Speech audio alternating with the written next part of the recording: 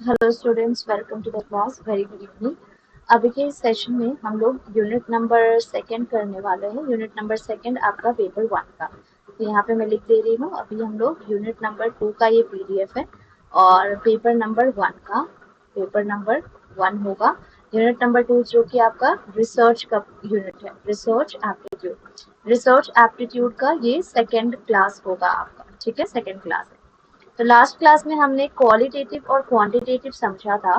Quantitative क्या होता है, जिसमें नंबर्स हम लोग लेते हैं, एंड क्वालिटेटिव क्या होता है, जो कि नॉन नंबर्स होता है, नॉन नंबर्स, राइट। तो अब हम लोग कुछ मेथड्स को जानेंगे जो क्वालिटेटिव रिसर्च में कंसिडर किए जाते हैं। क्वालिटेटिव रिसर्च का क्वालिटेटिव रिसर्च का कुछ मेथड्स को अब हम लोग देखेंगे। मेथड्स, ठीक है। अब मेथड्स क्या क्या है देख लो। जैसे कि सबसे फर्स्ट मेथड आ जाता है आपका one to one interview. One to one interview one to one interview one to one interview क्या होता है? सबसे पहले तो इंटरव्यू आपका क्वालिटेटिव में आता है, and one to one interview मतलब क्या हुआ, वो पर्टिकुलर टाइम में आपके पास only one participant is there, एक पार्टिसिपेंट है, और एक पार्टिसिपेंट को ऑब्जर्व करने वाला भी एक वन इंडिविजुअल है। वहां पे वन इंडिविजुअल इज देयर जो उस पर्टिकुलर टाइम पे, पॉइंट ऑफ टाइम पे आपका इंटरव्यू ले रहा है। ठीक है। इंटरव्यू जैसे कि रिसर्चर जो है, कुछ इसमें होता क्या है, रिसर्चर मतलब यहाँ पे आ जाएंगे आपके रिसर्चर पहले से ही आपका कुछ प्री प्रिपेयर किए रहते हैं क्वेश्चंस। ठीक है। एंड उस क्वेश्चंस को आपको पूछा जाता है, एंड उस क्वेश्चंस के बेसिस पे आपकी मार्किंग होती है, या फिर आपका बिहेवियर को एनालिसिस करते हैं। ठीक है। तो यही आपका वन टू वन इंटरव्यू होता है। रिसर्चर जो है आपसे कुछ क्वेश्चंस पूछ लेते हैं, 20 मिनट, आधा घंटा, 1 घंटा का होता है। इस टाइम में रिसर्चर जो है आपके आपके रिस्पॉन्स से, आपका दिया हुआ रिस्पॉन्स से वो अपना डेटा बनाते हैं। ठीक है। डेटा बनाते हैं, मीनिंगफुल इंफॉर्मेशन निकालते हैं, जो उनको लगता है कि हाँ ये सही हो सकता है या फिर ये गलत हो सकता है। तो दिस इज मीनिंगफुल इंफॉर्मेशन। ठीक है। तो यही आपका वन टू वन इंटरव्यू होता है, जो कि आपका क्वालिटेटिव रिसर्च में कंसिडर किया जाता है। One to one interview qualitative research में कंसिडर किया जाता है। इस मेथड में हमारे पास एक इंडिविजुअल है, एक पर्टिकुलर पर्सन है, और इसका रिस्पॉन्स रिकॉर्ड करने के लिए देयर इज वन रिसर्चर। तो वन टू वन इंटरव्यू हुआ। रिसर्चर पहले से ही आपके क्वेश्चंस को प्रिपेयर किए रहते हैं, उसके बेसिस पे डेटा को रिकॉर्ड करते हैं, मीनिंगफुल इंफॉर्मेशन को रिकॉर्ड करते हैं, उसके बेसिस पे अपना इन्फरेंस ड्रॉ करते हैं। ठीक है। उसके बेसिस पे दे ड्रॉ देयर इन्फरेंस। कौन? रिसर्चर अपना इन्फरेंस ड्रॉ करते हैं। इन्फरेंस का मतलब क्या होता है? कंक्लूजन। तो वो अपना कंक्लूजन बताते हैं। ठीक है। तो ये हो गया आपका वन टू वन इंटरव्यू, जो आपका क्वालिटेटिव रिसर्च का मेथड है। ठीक है। नेक्स्ट आ जाते हैं, क्वालिटेटिव रिसर्च में किसको कंसिडर करते हैं? फोकस ग्रुप को। फोकस ग्रुप ये भी आपका क्वालिटेटिव में ही कंसिडर किया जाता है। तो यहाँ पे मैं क्वालिटेटिव रिसर्च लिख दे रही हूँ, क्वालिटेटिव रिसर्च। ठीक है। फोकस ग्रुप में क्या होता है देख लो। फोकस ग्रुप में जैसे कि ग्रुप लिखा है, तो यहाँ पे आप देखोगे स्मॉल नंबर ऑफ पीपल होता है, स्मॉल नंबर ऑफ पीपल, या फिर ग्रुप होता है, एंड इसमें मैक्सिमम मान लो 6 से 10 लोग होते हैं, 6 से 10 लोग होते हैं। ठीक है। पार्टिसिपेंट होते हैं, और आप ये सब 6 से 10 कोई भी नहीं, आपका एक्सपर्ट होता है उस पर्टिकुलर फील्ड में, उस पर्टिकुलर टॉपिक का एक्सपर्ट पर्सन होते हैं। एंड ये सब उस पर्टिकुलर टॉपिक पे, उस पर्टिकुलर टॉपिक पे, पर्टिकुलर सब्जेक्ट पे दे डू देयर डिस्कशन करते हैं। ठीक है। यही आपका फोकस ग्रुप होता है। अब इसमें क्या होता है, सब अपना एक दूसरे को अपना एक्सपीरियंस शेयर करता है, अपना नॉलेज शेयर करता है। दे शेयर और they discuss their knowledge knowledge अपना शेयर करते हैं, डिस्कस करते हैं अमंग देमसेल्फ एंड उसके हेल्प से आप क्या करते हो, जो रिसर्चर है दे ड्रॉ कंक्लूजन। ठीक है, यही आपका फोकस ग्रुप हो जाता है। ग्रुप लिखा है, ग्रुप में कम से कम 6 से 10 पार्टिसिपेंट रहेंगे और जो भी पार्टिसिपेंट रहते हैं दे आर द एक्सपर्ट उस पर्टिकुलर फील्ड में, एक्सपर्ट उस पर्टिकुलर टॉपिक में, एंड वो उस एक पर्टिकुलर टॉपिक दिया जाता है, उस पे दे स्टार्ट डिस्कशन, डिबेट शुरू होता है, डिस्कस करना शुरू करते हैं। दे शेयर देयर एक्सपीरियंस, अपना एक्सपीरियंस हुआ, अपना knowledge among themselves they share and उसके बेसिस पे कंक्लूजन ड्रॉ किया जाता है। तो फोकस ग्रुप भी आपका एक क्वालिटेटिव रिसर्च होता है। क्वालिटेटिव रिसर्च जो पर्टिकुलर एक टॉपिक को फोकस करके होता है, पर्टिकुलर टॉपिक को फोकस करके कुछ एक्सपर्ट आते हैं जो डिस्कशन वगैरह करते हैं। This is the focus group. अब आ जाते हैं थर्ड पॉइंट पे, ये भी आपका क्वालिटेटिव ही है, that is the ethnographic research. Ethnographic research. Ethnographic research का मीनिंग क्या है देख लो। एथनोग्राफिक रिसर्च ये भी आपका क्वालिटेटिव में ही कंसिडर किया जाता है। तो क्वालिटेटिव रिसर्च ये भी आपका क्वालिटेटिव रिसर्च ही होता है। ठीक है, एथनोग्राफिक रिसर्च से आप ये समझेंगे, जहां भी आपको एथनोग्राफिक वर्ड दिखेगा आपको स्ट्रेट अवे समझना है कि हम किसकी बात कर रहे हैं, कल्चर की बात कर रहे हैं, कल्चर की बात करें। ठीक है, आप इन डेप्थ में एथनोग्राफिक रिसर्च में इन डेप्थ में आप कल्चर की स्टडी करते हो, कल्चर की स्टडी करना, that is the ethnographic research. ठीक है, मेंबर्स एक सिस्टमैटिक वे में डेटा को कलेक्ट करते हैं, तो यहाँ पे लिख दे रहे हैं सिस्टमैटिक वे में डेटा का कलेक्शन होता है, systematic way of data collection. ठीक है, सिस्टमैटिक वे में डेटा कलेक्शन होता है। डेटा कलेक्शन होने के बाद आप उस पर अपना थ्योरीज देते हो या जो भी आपका पॉइंट है आप सबमिट करते हो, एंड ये थ्योरीज या फिर आपका जो भी डेटा है ये किससे कनेक्टेड होता है, कल्चरल बिहेवियर से कनेक्टेड होता है, कल्चरल बिहेवियर से कनेक्ट होता है। ठीक है, कल्चरल बिहेवियर से कनेक्ट होता है, तो ये भी आपका क्वालिटेटिव रिसर्च में कंसिडर किया जाएगा, that is the ethnographic research. Ethnographic research आपका क्वालिटेटिव रिसर्च होता है जिसमें स्पेशली हम सिर्फ और सिर्फ कल्चर पे फोकस करते हैं, इन डेप्थ में कल्चर की स्टडी करते हैं, एक सिस्टमैटिक वे में डेटा को कलेक्ट करते हैं और थ्योरीज प्रोवाइड करते हैं related to cultural behaviour, that is the ethnographic research, that is the ethnographic research. Next आ जाते हैं, हमारा नेक्स्ट आपका क्वालिटेटिव रिसर्च कौन सा होता है, that is the qualitative analysis. Qualitative analysis, qualitative analysis, qualitative analysis, sorry qualitative analysis नहीं, test analysis, I am so sorry, ये क्वालिटेटिव रिसर्च है इस वजह से क्वालिटेटिव दिमाग में था तो क्वालिटेटिव लिख दिया। फोर्थ पॉइंट में आप देखोगे ये आपका होता है test analysis, ANALYSIS। Test analysis क्या है, टेस्ट एनालिसिस ये थोड़ा डिफरेंट है क्वालिटेटिव मेथड से, इसमें हम एनालाइज करते हैं। ठीक है, हम कंस्ट्रक्ट करते हैं, डिकोड करते हैं कुछ वर्ड्स को हमारे पास जो अवेलेबल डॉक्यूमेंट्स है उसके हेल्प से, एंड उस वर्ड्स को या फिर उस डिकोड किया हुआ वर्ड्स को उसके हेल्प से हम समझ पाते हैं कि क्या इन्फरेंस हो सकता है, क्या इन्फरेंस नहीं हो सकता है। ठीक है, टेस्ट एनालिसिस में आप ये समझ सकते हो ये थोड़ा डिफरेंट है, this is different from qualitative research, this is different from qualitative research. ठीक है, this is different from qualitative research method, क्योंकि इसमें सबसे पहले हमारे पास जो डॉक्यूमेंट्स अवेलेबल है, हमारे पास जो वर्ड्स अवेलेबल है इसको हम डिकोड करते हैं, एंड डिकोड करने के बाद हम जो हमारे पास अवेलेबल डॉक्यूमेंट्स है, जो हमारे पास अवेलेबल वर्ड्स, जो कुछ भी अवेलेबल डॉक्यूमेंटेशन है, ठीक है, डिकोड करते हैं एंड उसके बाद we draw a conclusion. Decode करने के बाद वी ड्रॉ अ कंक्लूजन। ठीक है, so this is the test analysis. आजकल जो है रिसर्चर इसको ज्यादातर फॉलो करते हैं सो दैट वो पैटर्न को समझ सके, थॉट को समझ सके।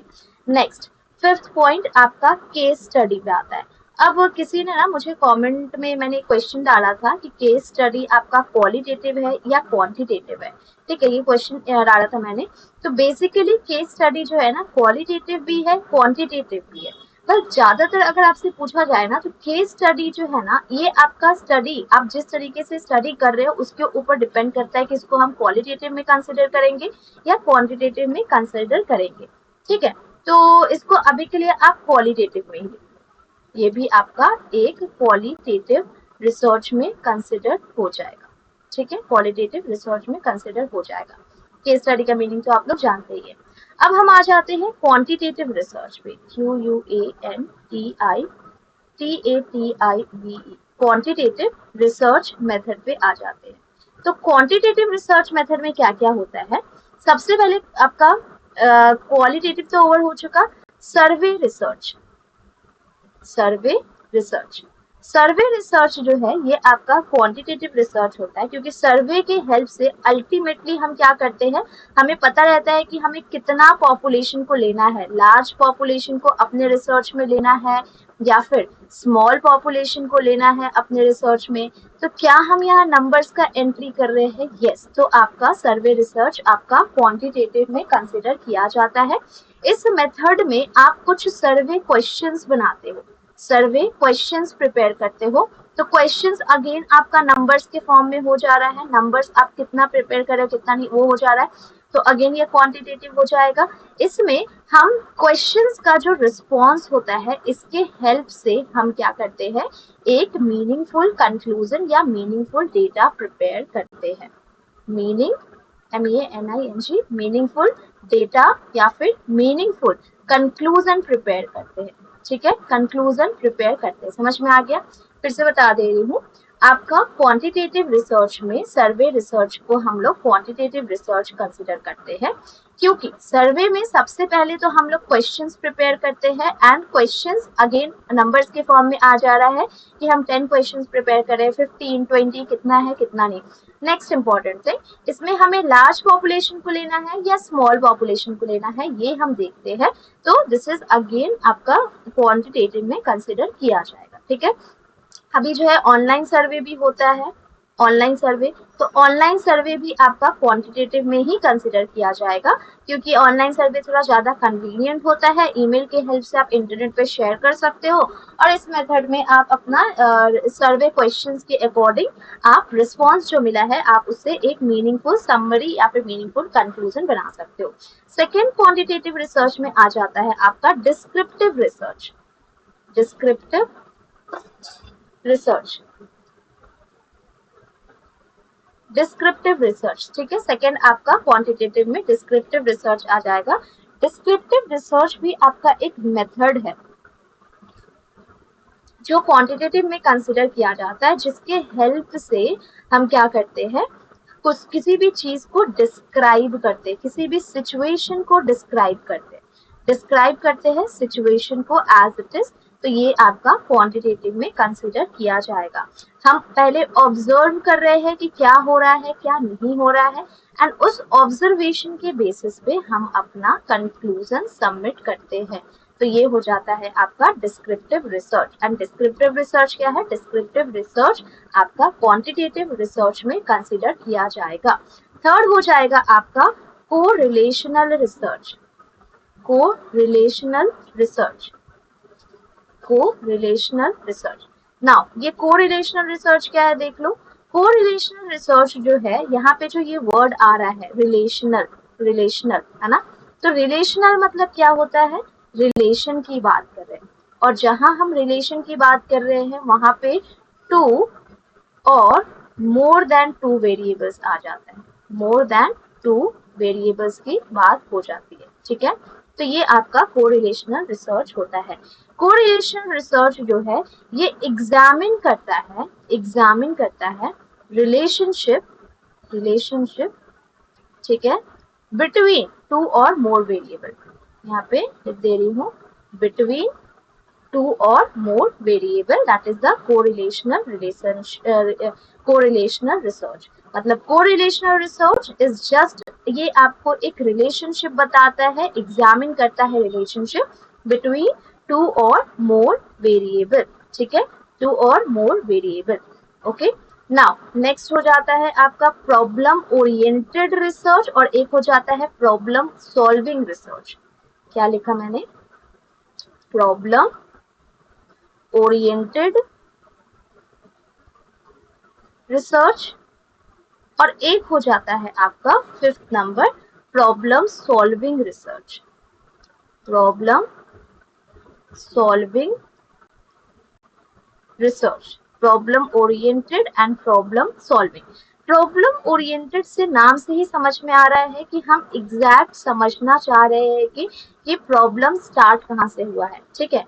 प्रॉब्लम का मतलब आपका जो इशू है वो स्टार्ट कहाँ से हुआ, ओरिएंट कहाँ से हुआ, ओरिएंटेड मतलब स्टार्ट कहाँ से हुआ, राइट।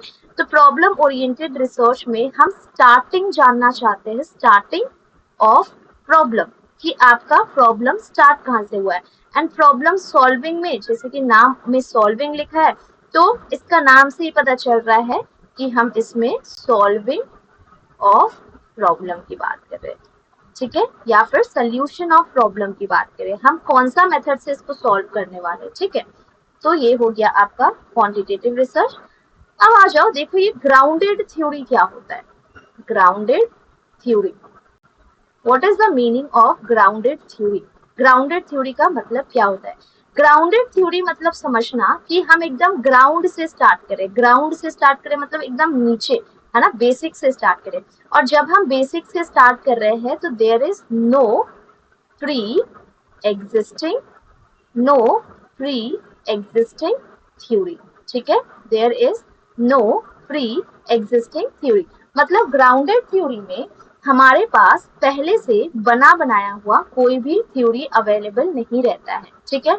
ना ही हमारे पास कोई हाइपोथेसिस रहता है और ना ही हमारे पास कोई एक्सपेक्टेशन रहता है, एक्सपेक्टेशन रहता है, ठीक है, ना ही हमारे पास कोई एक्सपेक्टेशन रहता है ऑफ फाइंडिंग्स। समझ में आया, मतलब हम यहाँ पे टोटली ना एकदम फ्रेश बिगिनिंग कर रहे हैं, फ्रेश बिगिनिंग लिख लो, या फिर हम एकदम स्क्रैच से स्टार्ट कर रहे हैं, स्क्रैच से स्टार्ट कर रहे हैं, ठीक है। तो इसमें रिसर्चर क्या करता है, रिसर्चर मतलब सेलेक्ट करता है अपना थ्योरी, क्या पे स्टडी करना है, क्या पे स्टडी नहीं करना है, पर्पस क्या है, उस अकॉर्डिंग डेटा कलेक्ट करता है। सब कुछ रैंडमली नहीं होगा, प्रॉपर तरीके से सीक्वेंस में ही होगा, लेकिन सब पे पहले से कोई भी वर्क नहीं किया गया है। मतलब आपका ग्राउंडेड थ्योरी में कोई भी पहले से प्री एग्जिस्टिंग थ्योरी नहीं होता है।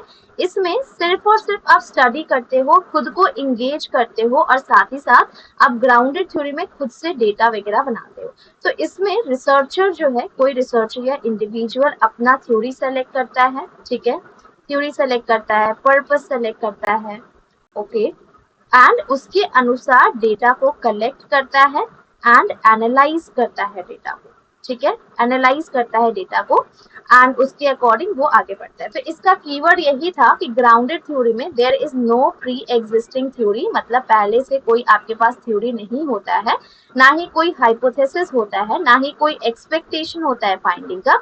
आप एकदम स्क्रैच से स्टार्ट करते हो, एकदम फ्रेश बिगनिंग करते हो, आप प्रॉपर एक थ्योरी बनाने की कोशिश करते हो। पर्पस होता है कलेक्ट करने, आप कलेक्ट करते हो डेटा, रैंडमली सब कुछ नहीं होता है, सब एक सीक्वेंस वे से ही होता है, सो दैट आप अपना रिसर्च को कंप्लीट कर सको। नेक्स्ट आ जाता है आपका सिमुलेशन थ्योरी। एक है आपका SIMULATION, simulation, THEORY, simulation theory.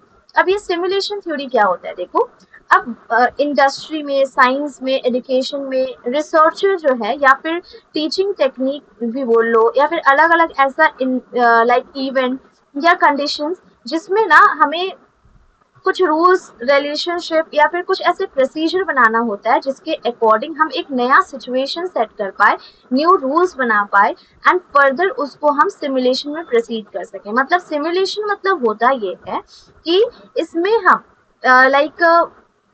एक ऐसा टेक्निक है जिसमें हम स्टूडेंट को एक रियलिस्टिक वे में वर्क करने का सिखाते हैं, रियलिस्टिक वे में हम उनको वर्क करने का सिखाते हैं with the matter, with the matter, जो भी मैटर है, जो भी इश्यूज है, उसको रियलिटी में आप कैसे डील कर सकते हो, हम ये सिखाते हैं। सो दैट जो स्टूडेंट है they can avoid they can avoid what, they can avoid making wrong choices, making wrong choices। समझ में आया? यही आपका सिमुलेशन थ्योरी है। जैसे कि आपने देखा होगा जो बच्चे डॉक्टर बनते हैं तो उनको डायरेक्टली हम किसी ह्यूमन बीइंग का लाइफ से खेलने के लिए उनको नहीं देते, उनको एक डमी लाइफ दिया जाता है एंड उसके पे वो एक्सपेरिमेंट करते हैं, राइट? तो एग्जाम्पल में लिख सकते हो मेडिकल ट्रेनिंग, जहाँ पे क्या हो रहा है सिमुलेशन थ्योरी में कि आपको एक रियलिस्टिक इन्वायरमेंट क्रिएट करके दिया जा रहा है, रियल इन्वायरमेंट क्रिएट करके दिया जा रहा है सो दैट आप वर्क कर सको और आप वहां पे जो भी गलतियां हो रहा है उसको रियलिटी में अवॉइड कर सको। समझ में आया? This is only the simulation theory. मैं बता रही हूँ फिर से, यहाँ पे आपको एक रियल इन्वायरमेंट क्रिएट करके दिया जाता है, रियल इन्वायरमेंट क्रिएट करके दिया जाता है एंड इस रियल इन्वायरमेंट में यू लर्न कि कैसे वर्क करने का है, ठीक है? सो दैट आप जब रियलिटी में वो पर्टिकुलर वर्क कर सको तो आप कोई भी एरर अवॉइड कर सको error. This is the simulation theory. जैसे कि जो पायलट्स जो होते हैं उनको डायरेक्टली लाइक मीन्स जो एयरलाइंस में वर्क करते हैं उनको डायरेक्टली नहीं दे दिया जाता है कि ठीक है तुम जाओ अब जाके जहाज या फिर हवाई जहाज उड़ाओ, ठीक है? वैसा नहीं होता है। पहले उनको एक वैसा एनवायरनमेंट क्रिएट करके दिया जाता है सो दैट वो सीख सके कि उनको कब कैसे हैंडल करना है सिचुएशन को एंड अगर वो उसमें पास होते हैं देन ओनली उनको आगे फॉरवर्ड किया जाता है, ठीक है? तो ये है आपका सिमुलेशन थ्योरी का मतलब। नेक्स्ट हम आ जाते हैं इंपेरिकल रिसर्च पर। इंपेरिकल रिसर्च क्या होता है? देखो, EMPIRICAL, empirical research. Empirical research का मीनिंग क्या है? इंपेरिकल रिसर्च का मतलब होता है आप इंपेरिकल से समझोगे एक्सपीरियंस, ठीक है? एक्सपीरियंस, आप अपने एक्सपीरियंस या फिर अपना ऑब्जर्वेशन की बात करेंगे इसमें, ठीक है? मतलब इंपेरिकल रिसर्च में हम सिर्फ और सिर्फ किस पे भरोसा करते हैं? हम अपने एक्सपीरियंस पे, हम अपने ऑब्जर्वेशन पे भरोसा करते हैं और उसके बेसिस पे हम अपना कंक्लूजन प्रोवाइड करते हैं। इसके बेसिस पे हम अपना कंक्लूजन प्रोवाइड करते हैं। ये आपका हो जाता है इंपेरिकल रिसर्च, ठीक है? ये आपका इसमें आप जो भी थ्योरी भी अगर देते हो ना, थ्योरी दे रहे हो, आप कुछ भी क्रिएट कर रहे हो तो वो आपका एक्सपीरियंस के बेसिस पे होता है, वो आपका ऑब्जर्वेशन के बेसिस पे होता है, ठीक है? आपका यही इंपेरिकल रिसर्च का मीनिंग है कि इसमें आप सब कुछ अपने एक्सपीरियंस या ऑब्जर्वेशन के बेसिस पे करते हो एंड उसके बेसिस पे आप कंक्लूजन ड्रॉ करके देते हो, ठीक है? इसमें अब तो हम अपने एक्सपीरियंस के अनुसार कर रहे हैं, ऑब्जर्वेशन के अनुसार कर रहे हैं, तो क्या इसमें हम अपना हाइपोथेसिस नहीं बनाएंगे? बिल्कुल हम अपना हाइपोथेसिस बनाएंगे। हम अपना हाइपोथेसिस भी बनाएंगे और इस पे वर्क भी करेंगे, इसको प्रूफ भी करने पर वर्क करेंगे या डिसप्रूव करने पे वर्क करेंगे, ठीक है? प्रूफ या डिसप्रूव करने पे वर्क करेंगे बट हम फैक्ट को कंट्रोल करते हैं। क्यों? क्योंकि हमें इस पर एक्सपीरियंस के अकॉर्डिंग वर्क करना होता है, तो फैक्ट को कंट्रोल करते हैं। और साथ ही साथ इंपेरिकल रिसर्च जो है ये आपका सिर्फ और सिर्फ एक्सपीरियंस, इसका कीवर्ड याद रखो बस इतना, ठीक है? तो क्वांटिटेटिव और क्वालिटेटिव रिसर्च कौन कौन से है, इसका मैंने एक शॉर्ट वीडियो भी बनाया है, शॉर्ट्स वीडियो अपलोड किया है जिसमें मैंने पूरा लिस्ट इंग्लिश और हिंदी दोनों में दिया है, जिसके हेल्प से आप समझ सकोगे कि कौन सा क्वांटिटेटिव रिसर्च होता है एंड कौन सा क्वालिटेटिव रिसर्च होता है, ठीक है? चलो let's move ahead to sampling वाला पार्ट, बट उससे पहले मैंने एक पीडीएफ डाउनलोड करना था, इसको ओपन करते हैं। अच्छा, ये तो पूरा रिसर्च का पीडीएफ आ गया मेरा। ओके, ठीक है, इसमें मुझे आपको क्रॉस स्टडी ये सब समझाना था, क्रॉस सेक्शनल।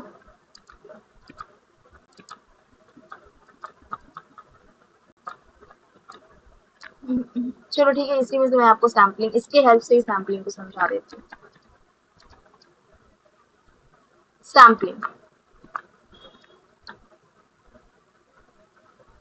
ठीक है। तो ये देखो क्वालिटेटिव और क्वांटिटेटिव रिसर्च का पूरा यहाँ पे भी दिया है पीडीएफ में। आप जाओगे वहाँ पे तो आपको वहाँ से भी दिख जाएगा, कहाँ से आपको मतलब टेलीग्राम से भी दिख जाएगा, ठीक है। तो वहाँ से भी देख सकते हो और ये वाला पीडीएफ में दोबारा से भी शेयर कर दूंगी, ठीक है। तो देखो सैम्पलिंग है, सैम्पलिंग का मतलब क्या होता है? सैम्पलिंग का मतलब होता है कि हम सैंपल, जैसे कि ये आप किसी का सैंपल लिए है, जैसे कि ये देखो ये डॉक्टर जो है छोटी सी, ये सैंपल कलेक्ट करके उस पर रिसर्च कर रही है। यहाँ पे हम सैंपल कलेक्ट करेंगे, अब हम इस पे वर्क करेंगे। अगर हमें किसी पर्सन का हेल्थ को चेक करना होता है तो उसको हेल्थ को चेक करने के लिए हम उसकी बॉडी पे ही पूरा रिसर्च नहीं करेंगे, हम उसका थोड़ा सा ब्लड का सैंपल लेंगे, ठीक है। एंड उसके हेल्प से हम लोग वर्क करेंगे, उसके हेल्प से हम उस पर चेक करेंगे, तो यही होता है सैंपलिंग। और तो सैंपलिंग में हम दो चीज को हमें समझना होता है, एक होता है पॉपुलेशन, एक होता है सैम्पलिंग। पॉपुलेशन मतलब वो पूरा एंटायर ग्रुप, जैसे कि मान लो आप अपने स्कूल के स्टूडेंट्स पे रिसर्च करने वाले हो, ठीक है। यहाँ से सैम्पलिंग में लिख रही हूँ। मान लो आपने सोचा कि मैं अपने स्कूल के स्टूडेंट्स पे रिसर्च करूंगा, स्कूल के स्टूडेंट्स पे। अब आपके स्कूल में कितना बच्चा होगा? मैक्सिमम लाइक मान लो 4000 तो स्टूडेंट होगा ही, 4000 से 5000 स्टूडेंट तो होगा ही। तो पूरे 4000 स्टूडेंट पे स्टडी करना इज नॉट पॉसिबल। तो आप क्या करोगे, ये 4000 स्टूडेंट में से मान लो आपने 500 स्टूडेंट को सेलेक्ट किया, 500 स्टूडेंट को सेलेक्ट किया अपने रिक्वायरमेंट के हिसाब से। तो इस बेसिस में दिस इज योर पॉपुलेशन, ये आपका पूरा पॉपुलेशन था। और इस पॉपुलेशन में से जो 500 स्टूडेंट को आपने सेलेक्ट किया, ये आपका सैंपल बन गया, जिसपे एक्चुअली आप क्या करोगे, स्टडी करोगे। एंड ये पूरा 500 स्टूडेंट जो है ये 4000 स्टूडेंट को रिप्रेजेंट करना चाहिए, ठीक है। This is the sampling. यहाँ देखो लिखा है पूरा ग्रुप ऑफ सेट, पूरा ग्रुप ऑफ सेट या इंडिविजुअल या एलिमेंट जिसमें आपको इंटरेस्ट है, जिसमें रिसर्चर को रिसर्च करने में इंटरेस्ट है, और उस पूरे पोर्शन में से, पूरे पॉपुलेशन में से जो आप एक पोर्शन सेलेक्ट कर रहे हो, उस लार्जर पॉपुलेशन में से आप जो एक पर्टिकुलर पोर्शन सेलेक्ट कर रहे हो उसको हम लोग बोलते हैं पॉपुलेशन, सॉरी उसको बोलते हैं सैम्पलिंग। मतलब ये पूरा आपका पॉपुलेशन था, ये पूरा पॉपुलेशन में से आपने जो एक पार्ट ये सेलेक्ट किया, this is your sampling and ये पूरा का पूरा इज योर पॉपुलेशन, ठीक है। पूरा का पूरा इज योर पॉपुलेशन। अब ध्यान रखने वाली बात ये है कि जो भी आपने सैम्पलिंग सेलेक्ट किया ना, सैंपल सेलेक्ट किया ना, ये पूरा का पूरा सैंपल ये पूरा पर्सन को रिप्रेजेंट करना चाहिए, ठीक है। पूरा पॉपुलेशन को रिप्रेजेंट करना चाहिए। जैसे कि यहाँ पे देखो, यहाँ पे ये पूरा इतना सारा पॉपुलेशन है हमारा, राइट। बट इसमें से सिर्फ हमने 1, 2 एंड 3 को सिलेक्ट किया, तो ये तीनों हमारे क्या बन गए, सैंपल बन गए। तो ये पूरा पॉपुलेशन है, ये पूरा पॉपुलेशन है, एंड इस पॉपुलेशन में से हमने क्या किया, सिर्फ कुछ पर्सन को सिलेक्ट किया, जैसे इसको एंड इसको एंड इसको एंड इसको, इनको सिलेक्ट किया, तो ये हमारा क्या बन गया, सैंपल बन गया। तो this is the population and this is the sampling, sample जिसको हम लोग सैम्पलिंग बोलते हैं, ठीक है। अब जैसे देखो सैंपल साइज कैसा होना चाहिए, ठीक है। सैंपल साइज जो है हमारा स्मॉल होना चाहिए, बिग होना चाहिए, या बहुत ज्यादा बिग होना चाहिए, क्या होना चाहिए सैंपल साइज, वो हम लोग देख लेते हैं। तो जब आपका बात आता है सैंपल साइज पे ना, तो आपका सैंपल साइज हमेशा लार्ज होना चाहिए। जैसे कि यहाँ पे देखो क्या लिखा है, सैंपल साइज का मतलब होता है नंबर ऑफ इंडिविजुअल, मतलब जितना भी इंडिविजुअल को आप सेलेक्ट कर रहे हो या एलिमेंट जो आपका सैंपल में सेलेक्ट, जिसको आपने चूज किया है पॉपुलेशन में से रिसर्च पर्पस के लिए। तो साइज जो होता है ना सैंपल का, डिपेंड करता है साइज पॉपुलेशन के ऊपर। जैसे कि आपका 4000 अगर पॉपुलेशन था, तो इसमें से आप 2000 सैंपल ले सकते हो। अगर मान लो आपके पास 100 पॉपुलेशन है, तो आप इसमें से 50 सैंपल ले सकते हो। आपका 50 सैंपल है, तो इसमें आप 25 सैंपल ले सकते हो। तो ये नंबर फिक्स नहीं होता है, ये आप अपनी स्टडी के हिसाब से भी ले सकते हो कि हाँ मुझे इतना लेने से भी चलेगा और इससे ज्यादा लेने से भी चलेगा, ठीक है। तो आप जितना भी स्टडी कर सकते हो उसके बेसिस पे आपका सैंपल साइज होना चाहिए। तो डिजायर्ड लेवल होना चाहिए, सो दैट आप प्रॉपर एंटायर पॉपुलेशन जो है उसको, अब जैसे कि आप 2000 पर्सन को आपने सेलेक्ट किया, तो वो 2000 जो सैंपल को आपने सेलेक्ट किया है ना, वो पूरा 4000 का रिप्रेजेंट करना चाहिए, ठीक है। अब देखो जनरली जितना लार्जर होता है ना सैंपल साइज, उतना ज्यादा एक्यूरेट और कॉन्फिडेंट रिस्पॉन्स मिल पाता है, कंक्लूजन ड्रॉ हो पाता है। मतलब ये है कि जितना लार्ज आपका सैंपल साइज होता है, मैं यहाँ पे लिख दे रही हूँ, जितना लार्ज आपका सैंपल साइज होता है, जितना लार्ज सैंपल साइज होगा, उतना ज्यादा better response and better conclusion आप ड्रॉ कर सकते हो। उतना ज्यादा बेटर रिस्पॉन्स या बेटर कंक्लूजन आप ड्रॉ कर सकते हो। सेम यहाँ लिखा है, generally large sample size gives the better और गुड कंक्लूजन। सेम यहाँ लिखा है, देखो, generally large sample size allow for more accurate and confident inference about the population as a whole। अब देखो सैंपल साइज का कुछ इंपॉर्टेंस है। सैंपल जो होता है ना, उसका कुछ इंपॉर्टेंस है, जैसे इकोनॉमिकल होना चाहिए, कॉस्ट आपका इकोनॉमिकल होना चाहिए, एक्यूरेट होना चाहिए, आपका टाइम सेव कर सके, आपका एफर्ट लगे तो उतना आपको अच्छा रिस्पॉन्स भी मिले, आपका सैंपल इजीली अप्रोचेबल होना चाहिए। जैसे कि मान लो आपने 2000 को यहाँ सेलेक्ट किया, अब 2000 में से 1000 जो बच्चा है ना, वो कहीं और दूसरा देश का हो गया, तो आपको उस तक पहुंचने के लिए आपको एक्स्ट्रा कॉस्ट लगेगा, एक्स्ट्रा एफर्ट्स लगेगा, तो ये रॉन्ग है। ठीक है, ये रॉन्ग है। आपका सैंपल ऐसा होना चाहिए जिससे आप इजीली अप्रोच कर सको, इजीली आप उनसे आंसर्स ले सको, एरर्स को आप कंट्रोल कर सको और प्रैक्टिकल रिस्पॉन्स मिल सके। ठीक है, अब देखो हम लोग सैम्पलिंग मेथड पे आ जाते हैं। सैम्पलिंग मेथड की बात करें तो एक होता है आपका प्रोबेबिलिटी सैम्पलिंग और एक होता है आपका non probability sampling. Sampling method is of two types, one is probability sampling, one is non probability sampling. Probability sampling की जब भी बात आए तो आप हमेशा ये समझना कि ये होता है आपका simple random sampling, systematic sampling, cluster sampling, stratified sampling, non-probability that is snowball sampling, quota sampling, convenience sampling। ठीक है, तो यहाँ पे आ गया आपका sampling. Sampling is of two types, sampling is of two types. One is आपका probability sampling, जिसको हम लोग रैंडम सैम्पलिंग भी बोलते हैं, रैंडम सैम्पलिंग भी बोलते हैं। प्रोबेबिलिटी सैम्पलिंग को हम लोग रैंडम सैम्पलिंग भी बोलते हैं। और एक हो जाता है नॉन प्रोबेबिलिटी सैम्पलिंग, जिसको हम लोग नॉन रैंडम सैम्पलिंग भी बोलते हैं, नॉन रैंडम सैम्पलिंग भी बोलते हैं। समझ में आया? Probability sampling and non probability sampling, random sampling and non random sampling. तो sampling can be of two type, sampling दो टाइप का होता है, one is your probability sampling and one is your non probability sampling, जिसको हम लोग random sampling and non random sampling भी बोलते हैं। ठीक है, तो ये हो गया आपका दो टाइप। अब हम जानते हैं कि प्रोबेबिलिटी सैम्पलिंग होता क्या है और नॉन प्रोबेबिलिटी सैम्पलिंग क्या होता है, इसका मीनिंग क्या है। ठीक है, तो जैसे कि यहाँ कुछ लाइक ओके, ये अपने से हाईलाइट हुआ था, अच्छा मैंने सर्च किया था इस वजह से हुआ था।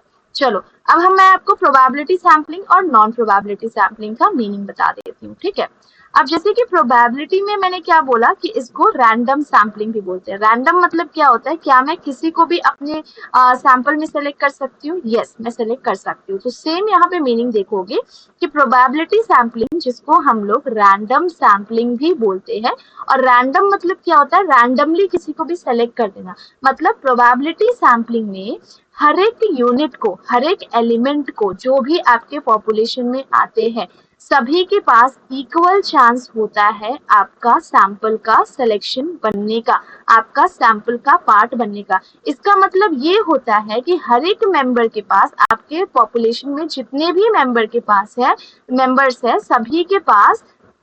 सभी के पास इक्वल चांस है कि वो आपके सैंपल का हिस्सा बन सकते हैं, जिसको हम लोग नॉन जीरो प्रोबेबिलिटी भी बोलते हैं। दैट इज आपका प्रोबेबिलिटी सैम्पलिंग टेक्निक जो होता है, इसमें आपका सिंपल रैंडम सैम्पलिंग आता है, सिस्टमैटिक सैम्पलिंग होता है, स्ट्रैटिफाइड सैम्पलिंग होता है, क्लस्टर सैम्पलिंग होता है। इस मेथड में हम ये ध्यान रखते हैं कि जो भी हम सैंपल को सेलेक्ट कर रहे हैं अपने पॉपुलेशन में से, सभी से हमें एक वैलिड और प्रॉपर इन्फरेंस मतलब कंक्लूजन मिल सके। वेराज नॉन प्रोबेबिलिटी सैम्पलिंग को हम लोग नॉन रैंडम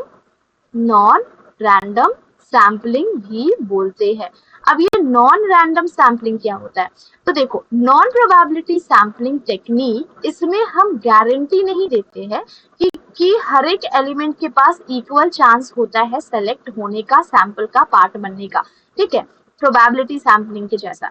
इसमें जो सिलेक्शन होता है नॉन प्रोबेबिलिटी सैम्पलिंग में, ये आपका कुछ जजमेंट के बेसिस पे होता है, रैंडमली नहीं होता है। हम पहले से कुछ क्वेश्चन सेट कर लेते हैं, पहले से कुछ पॉइंट ऑफ व्यू सेट कर लेते हैं, जिसके बेसिस पे हम सिलेक्शन करते हैं। तो common non probability sampling method क्या क्या होता है? Convenience sampling, purposive sampling, quota sampling, snowball sampling. जबकि ये सारे मेथड्स जो है ये कन्वीनियंट और कॉस्ट इफेक्टिव तो होना ही चाहिए, बट इसमें बायसनेस आ जाता है। क्यों बायसनेस आ जाता है? क्योंकि हम जज करके, हम अपने जजमेंट के हिसाब से सैंपल को सेलेक्ट कर रहे हैं।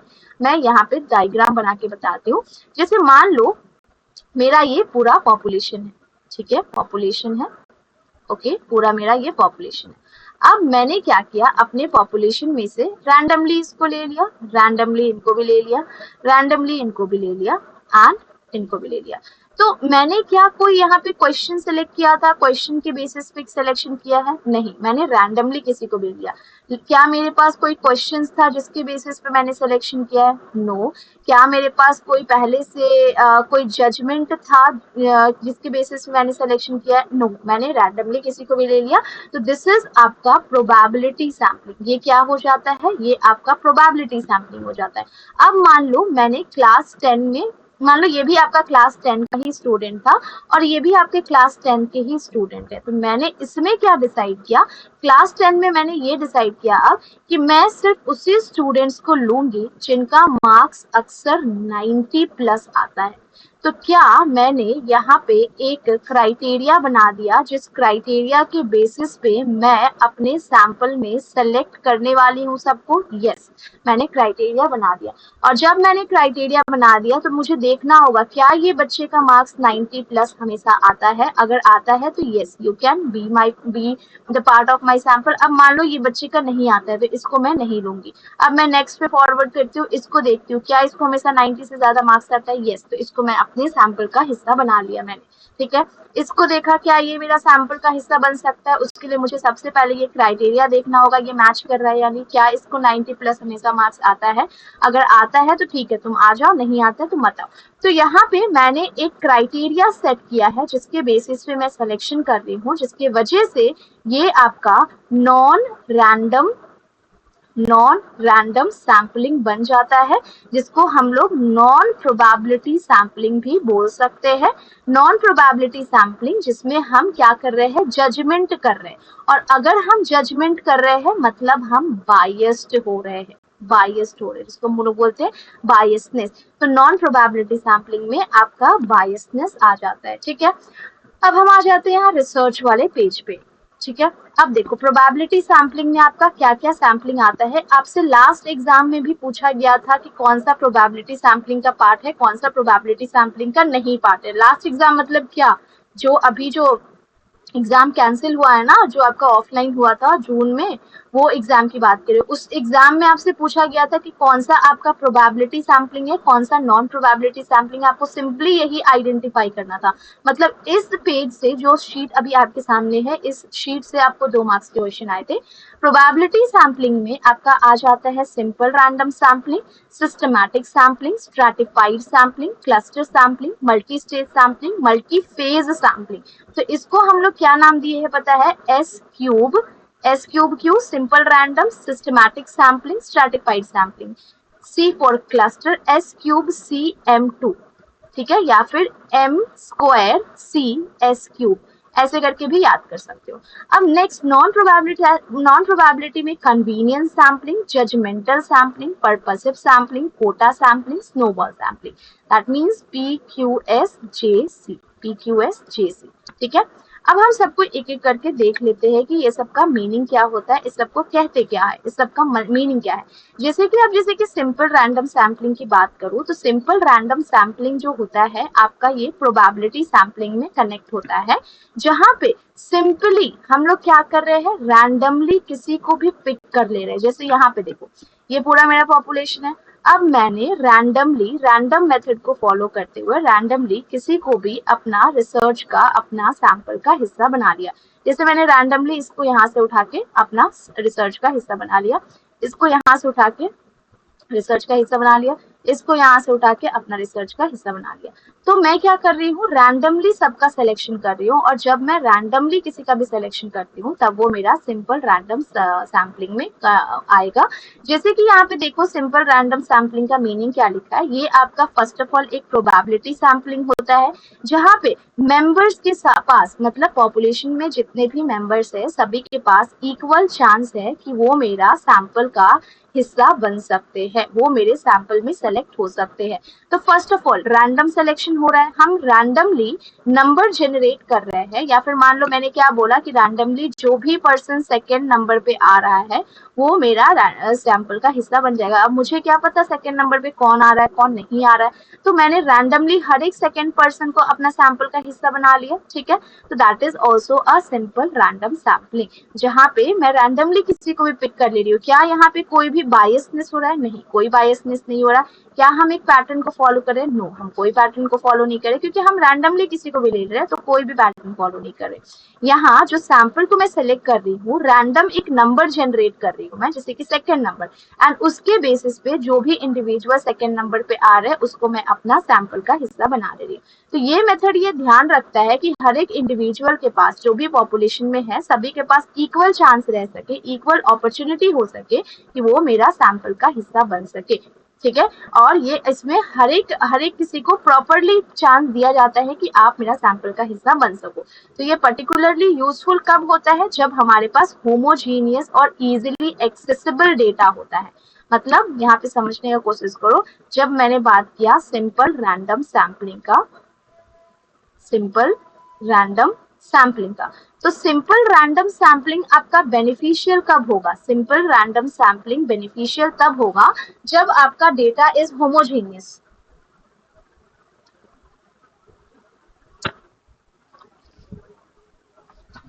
कहीं बाहर निकाल के रखिए।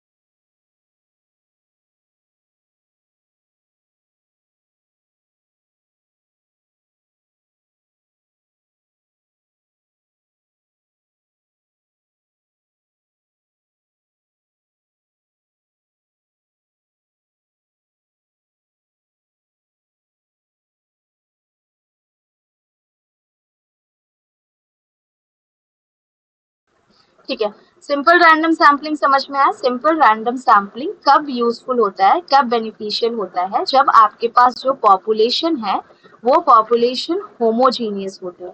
होमोजीनियस मतलब क्या होता है? होमोजीनियस मतलब हुआ कि जब आपके पास जो पॉपुलेशन है सभी का same nature, same criteria, same class, सब कुछ सेम है।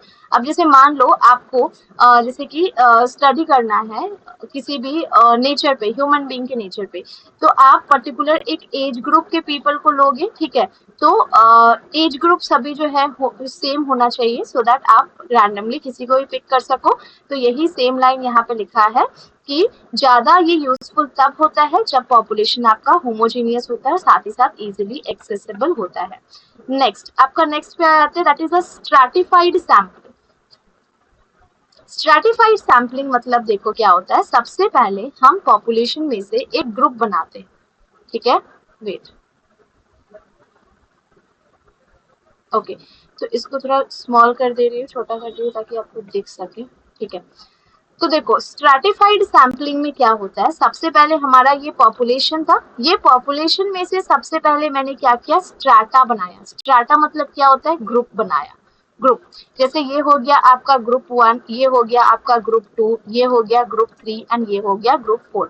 अब मैं क्या कर रही हूँ, ग्रुप 1 में से एक पर्सन को ले लिया रैंडमली, ग्रुप 2 में से इसको रैंडमली ले लिया, ग्रुप 3 में से इसको रैंडमली ले लिया, ग्रुप 4 में से इसको रैंडमली ले लिया। तो this is the stratified sampling. मतलब फर्स्ट ऑफ ऑल मैंने एक पॉपुलेशन से ग्रुप फ्रेम किया एंड उसके बाद उस ग्रुप में से मैंने रैंडमली किसी को भी पिक कर लिया, तो ये आपका स्ट्रैटिफाइड सैम्पलिंग हो जाता है। मतलब फर्स्ट ऑफ ऑल आपके पास पूरा पॉपुलेशन था, उस पॉपुलेशन में से आपने एक ग्रुप बनाया एंड उस ग्रुप में से रैंडमली आपने सिलेक्शन किया, that is the stratified sampling. जो सेम यहाँ पे लिखा है, मैं पढ़ के आपको सुनाई दे रही हूँ, समझा भी दे रही हूँ, 1 मिनट, ठीक है। अब जैसे कि देखो स्ट्रैटिफाइड सैम्पलिंग का क्या लिखा है, स्ट्रैटिफाइड सैम्पलिंग भी आपका एक प्रोबेबिलिटी सैम्पलिंग ही होता है। इसमें सबसे पहले हम पॉपुलेशन को डिवाइड करते हैं, जैसे कि सब ग्रुप में या स्ट्राटा में या ग्रुप में हमने डिवाइड किया, जैसे कि मान लो एज के बेसिस पे, जेंडर के बेसिस पे, एथनिसिटी के बेसिस पे हमने डिवाइड किया। मतलब सबसे पहले हमने एक डिवीजन बनाया, एक स्ट्राटा बनाया, पूरे पॉपुलेशन में से पूरे पॉपुलेशन को हमने डिवाइड किया, ठीक है। एंड उसके बाद स्पेसिफिक कैरेक्टर के बेसिस पे या फिर एज के बेसिस पे डिवाइड कर दिया। डिवाइड करने के बाद उसी स्ट्राटा में से मैं रैंडमली किसी को भी पिक कर ले रही हूँ, मतलब हर एक स्ट्राटा में से मैं एक एक पर्सन को पिक कर ले रही हूँ, रैंडमली सिलेक्शन कर रही हूँ, जो कि रैंडमाइजेशन मेथड के हेल्प से हो रहा है। ये ध्यान रखने के लिए कि हर एक स्ट्राटा में जो है पर्टिकुलरली रिप्रेजेंट करेगा पूरा ही साइज ऑफ पॉपुलेशन को, ठीक है। एंड उसके बाद सारे पॉपुलेशन को कंबाइन कर दे रही हूँ, जितना भी सिलेक्टेड सैंपल था स्ट्राटा में से सभी को कंबाइन कर ले रही हूँ, सो दैट मेरा ओवरऑल सैंपल रेडी हो सके जिसपे एक्चुअल में मुझे स्टडी करना है। समझ में आया? तो सिंपल रैंडम में तो पॉपुलेशन हुआ, पॉपुलेशन में से हमने जो होमोजीनियस पॉपुलेशन था, होमोजीनियस पॉपुलेशन में से मैंने डायरेक्टली अपना सैंपल का सिलेक्शन किया, ये मेरा हो जाता है सिंपल रैंडम सैंपलिंग, ठीक है, सिंपल रैंडम सैंपलिंग। अब हम नेक्स्ट पे देख लेते हैं जो अभी जस्ट हमने देखा, दैट इज द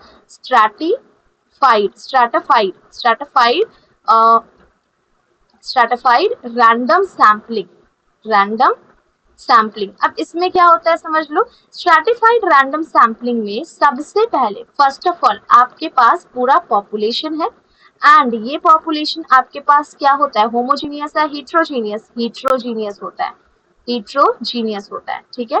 देखो होमोजीनियस और हीट्रोजीनियस में कंफ्यूज नहीं होने का है, आप ऐसे याद कर सकते हो, होमोजीनियस, होमोजीनियस, होमोजीनियस में क्या वर्ड आ रहा है, होम, होम में सभी सेम होते हैं, मतलब सेम मतलब क्या, आप सभी को सेम मानते हो ना, भाई बहन पापा मम्मी सभी को अपना सेम मानते हो ना, सेम जैसा ट्रीटमेंट करते हो ना, किसी के साथ भेदभाव नहीं करते हो। तो होमोजेनियस मतलब सेम, सभी सेम होंगे, ठीक है। होम घर, घर में सभी सेम होते हैं। हीट्रोजीनियस कब हो जाएगा, हीट्रोजीनियस जब सभी कोई डिफरेंट हो जाएंगे, मतलब बाहरी लोग डिफरेंट हो जाएंगे, ठीक है, समझ में आ गया। तो होमोजीनियस मतलब क्या, जब होम की बात हो और होम में सभी कोई सेम होते हैं, सभी को हम सेम ट्रीटमेंट करते हैं, बड़ा सेम ट्रीटमेंट हो जाता है। और हीट्रो मतलब क्या हो जाता है, that is a different, different, ठीक है।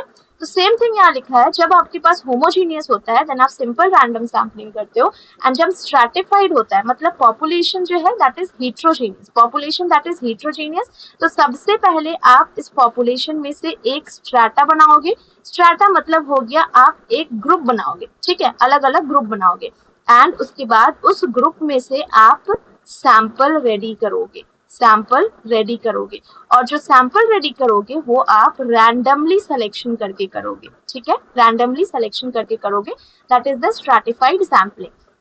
तो स्ट्रैटा यहाँ पे जो क्रिएट होता है that is on the basis of relevant characteristic, मतलब सेम कैरेक्टरिस्टिक के बेसिस पे, तभी मैंने यहाँ पे लिखा है कि सबसे पहले हीट्रोजीनियस डेटा होता है, उसके बाद हम ग्रुप बनाएंगे, होमोजीनियस ग्रुप बनाएंगे, होमोजीनियस ग्रुप मतलब हम सेम कैरेक्टरिस्टिक या तो एज के बेसिस पे या फिर उनका नेचर के बेसिस पे या फिर क्लास के बेसिस पे हम ग्रुप बनाएंगे एंड उस ग्रुप में से फाइनली हम सैंपल ड्रॉ करेंगे। तो जो स्ट्रैटा यहाँ पे क्रिएट की जाती है that is based on relevant characteristic, ये ध्यान रखते हुए कि जो सैंपल रेडी हो रहा है, जो सैंपल रेडी होगा वो पूरे ग्रुप को रिप्रेजेंट करेगा विद इन द पॉपुलेशन।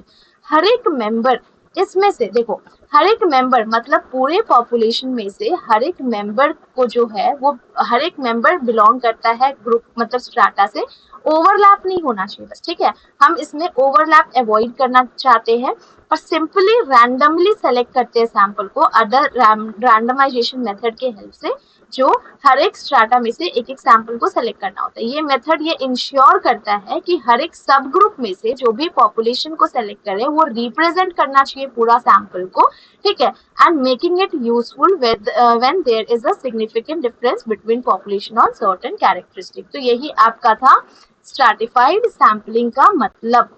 अब next is your cluster sampling. बहुत कोई स्ट्रैटिफाइड और क्लस्टर में कंफ्यूज होता है बहुत, ठीक है, तो कंफ्यूज नहीं होने का है। अभी मैं क्लस्टर सैम्पलिंग भी बता देती हूँ, एक मिनट।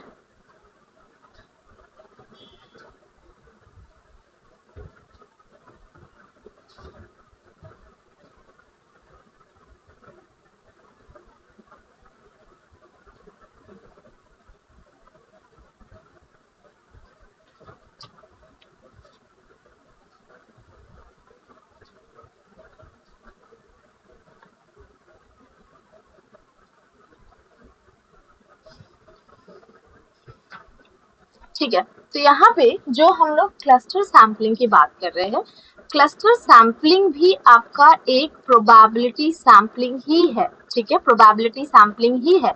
क्लस्टर रैंडम सैम्पलिंग आपका तब यूज होता है जब पॉपुलेशन जो है ज्योग्राफिकली डिस्पर्स्ड या नेचुरली डिवाइडेड हो क्लस्टर में। मतलब हम क्या कर रहे हैं, instead of trying to list sample को हर एक इंडिविजुअल में पॉपुलेशन में, हम क्या कर रहे हैं, सबसे पहले कॉलेजेस की बेसिस पे या स्ट्रीम के बेसिस पे हम सबको डिवाइड कर ले। जैसे कि मान लो आपने क्या सोचा, क्लस्टर को भी एक्सप्लेन कर रही हूँ। क्लस्टर सैंपलिंग, आपने क्या किया, आपने सोचा मुझे सारे स्टूडेंट्स पे स्टडी करना है, स्टूडेंट्स पे, तो स्टूडेंट्स तो ज्योग्राफिकली अलग अलग लोकेशन से होंगे, अलग अलग लोकेशन से होंगे। तो आपने क्या सोचा क्लस्टर में कि मैं एक काम करता हूँ, जब मुझे क्लस्टर पे ही स्टडी करना है, सभी अलग अलग लोकेशन के बेसिस पे है, तो मैं एक काम करता हूँ, सबसे पहले मैं अपने सारे सैंपल को, ठीक है, सारे सैंपल को मतलब पूरे पॉपुलेशन को, रिसर्चर ने क्या सोचा कि कॉलेज या फिर स्ट्रीम के बेसिस पे डिवाइड कर देता हूँ। मतलब मैं ये सारे स्टूडेंट के, जितने भी स्टूडेंट कॉमर्स के हैं उसको अलग डिवाइड कर दिया, जितने भी स्टूडेंट आर्ट्स के हैं उसको अलग डिवाइड कर लिया, जितने भी स्टूडेंट्स मतलब क्या होता है और एक स्ट्रीम, कॉमर्स आर्ट्स और साइंस, साइंस के है उसको अलग से ले लिया, ठीक है, मतलब तीनों का ग्रुप बना दिया, अलग अलग स्ट्राटा बना दिया, कॉमर्स का अलग हो गया, आर्ट्स का अलग हो गया, साइंस का अलग हो गया, बना दिया तीनों का अलग अलग स्ट्राटा बना दिया। सबसे फर्स्ट स्टेप क्या था, फर्स्ट स्टेप ये था जहाँ पे हमें सारे पॉपुलेशन मिले थे, सारे मतलब इंटरेस्टेड पार्टीज मिले थे जो मेरे रिसर्च का हिस्सा बनना चाहते थे, जैसे कि सारे ही स्टूडेंट, लेकिन सभी का ज्योग्राफिकली अलग अलग लोकेशन था। उसके बाद मैंने क्या किया, सभी को स्ट्रीम के बेसिस पे डिवाइड कर दिया, स्ट्रीम के बेसिस पे डिवाइड कर दिया। अब उसके बाद मैं क्या कर रही हूँ, ये पूरा स्ट्रीम में से मैं क्या कर रही हूँ, मैं डायरेक्टली सिर्फ एक पूरा ग्रुप को ले रही हूँ। समझ में आया, मतलब अब मैं पूरा अपना आर्ट्स को ही अपना सैंपल बना लिया मैंने, ठीक है, अपना सैंपल बना लिया। मतलब इससे पहले क्या हो रहा था, आपने नोटिस किया, इससे पहले भी हम लोग स्ट्राटा, मतलब इससे पहले भी हम लोग क्या कर रहे थे, स्ट्रैटिफाइड में, स्ट्रैटिफाइड में क्या कर रहे थे, स्ट्रैटिफाइड में भी हमारे पास पूरा पॉपुलेशन था।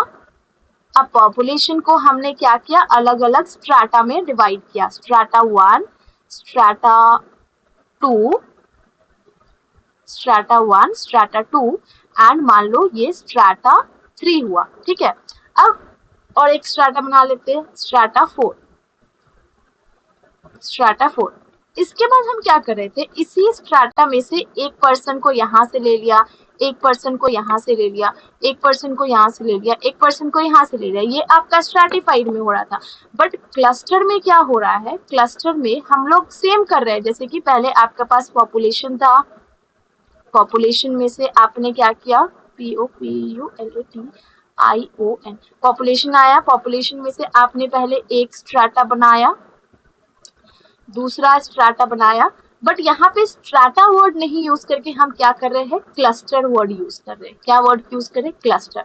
सो this is cluster 1, this is cluster 2, this is cluster 3, this is cluster 4। 4 cluster बनाया। अब हमने क्या डिसाइड किया कि अब हम सभी में से एक एक को नहीं लेंगे, सब में से एक एक को लेने की जरूरत नहीं है। मैंने सोचा कि डायरेक्टली मैं क्लस्टर 3 को अपना सैंपल बना लेती हूँ। ठीक है, बाकी सबको छोड़ो, अब मुझे बाकी सब पे स्टडी नहीं करना है। मैंने डिसाइड किया क्लस्टर 3 को ही अपना सैंपल बना लूंगी। तो क्लस्टर 3 में जितने भी बच्चे रहेंगे सब के सब मेरे सैंपल का पार्ट बन जाएंगे। ठीक है, तो मैंने क्या किया, यहाँ पे मैंने जो सिलेक्शन किया रैंडमली किया ना, किसी को भी ले लिया रैंडमली।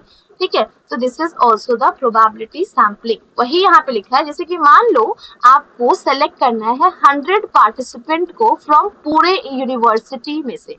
अब मान लो आपका एक यूनिवर्सिटी है, आप जिस यूनिवर्सिटी में पढ़ाने जा रहे हो अभी, वो यूनिवर्सिटी की बात हो रही है। अब आपको इस यूनिवर्सिटी में से 100 बच्चों को सेलेक्ट करना है, 100 बच्चों को सेलेक्ट करना है, अपना रिसर्च का हिस्सा बनाना है। तो आपने क्या सोचा कि सभी बच्चे को सेलेक्ट करना मान लो दिक्कत हो सकता है, तो मैं एक काम करता हूँ, मैं ना इसको ना कॉमर्स के बेसिस पे, साइंस के बेसिस पे, आर्ट्स के बेसिस पे डिवाइड कर लेता हूँ पहले। ठीक है, एंड उसके बाद what I am going to do, मैं पूरा मान लो साइंस के स्टूडेंट को ही सेलेक्ट कर ले रही हूँ अपना ये सैंपल का पार्ट बनाने को। सेम यहाँ लिखा है कि आपने उसके बाद रैंडमली चूज कर दिया कोई पर्टिकुलर कॉलेज या स्ट्रीम एंड उसी को अपना क्लस्टर बना के, मतलब अपना सैंपल का हिस्सा बना लिया। ये ज्यादा प्रैक्टिकल होता है, कंप्लीट लिस्ट आपको प्रोवाइड करता है। स्पेशली आपका ये तब यूजफुल होता है जब आपके पास बहुत ही लार्ज और डिफिकल्ट टू एक्सेस वाले पॉपुलेशन हो। यहाँ पे हमारे पास कितना पॉपुलेशन था, मान लो हमने जैसे कि यहाँ पे सिटी की बात की, तो एक सिटी में तो कितना पॉपुलेशन होता है, राइट। यहाँ पे यूनिवर्सिटी में कितना पॉपुलेशन होगा, बहुत होगा। मान लो 4000 था, तो पूरे 4000 पे स्टडी करना, सिलेक्शन करना इज नॉट पॉसिबल। तो जब आपका पॉपुलेशन इज वेरी लार्ज, तब आप क्लस्टर को आराम से यूज कर सकते हो। ठीक है, ठीक है। And when it is difficult, जब सैंपल इज डिफिकल्ट टू